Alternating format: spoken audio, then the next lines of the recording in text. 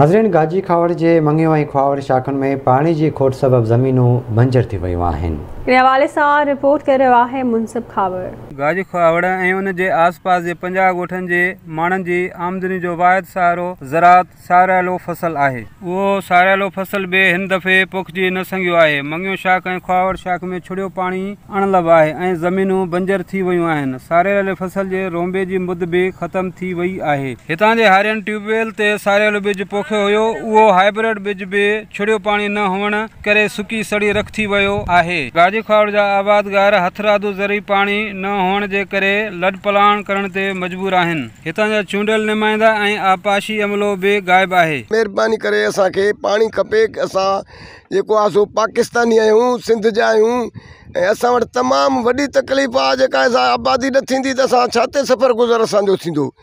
असां सभिनी मथियनि ऑफिसरनि खे ख़ुदा वास्ते चऊं था, अल्लाह जो ख़ौफ़ रखे असांखे पाणी पुॼायो। जो असांजो पाणी आबादी न थींदी त असां छा खाईंदासीं। ख्वावड़ शाख में साईं पाणी जो वॾो आधार लॻो पियो आहे। घेराबाद ज़मीनूं पाणी पहुचे कोन थो। फसल जे आसिरे सभु को हारी नारी हे हो।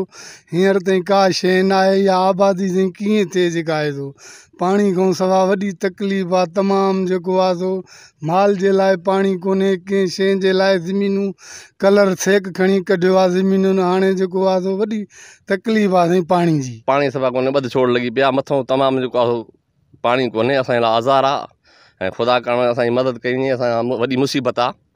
पाणी ढुक कोन्हे, माना ॿध छोड़ लॻी पिया। असां वॾो आज़ार आहे। गाजी खावड़ जी मंगियो शाख ख्वावड़ शाख ॿई सुकनि थियूं, माल मरे थो। उन का शइ कान्हे, ज़ुल्म आहे, ना का छा आहे। गाजी खावड़ जे आबादगारनि सिंध हुकूमत हितां जे चूंडियल नुमाइंदनि खां ऐं आपाशी खाते जे वस वारे अमलदारनि खां मुतालबो कयो त असांजे मंगियो शाख ऐं ख्वावड़ शाखनि में पाणी ॾिनो वञे। कैमरामैन अली रज़ा सुमरो सां गॾु मुनसिब अली खावड़, आवाज़ टीवी न्यूज़, गाजी खावड़।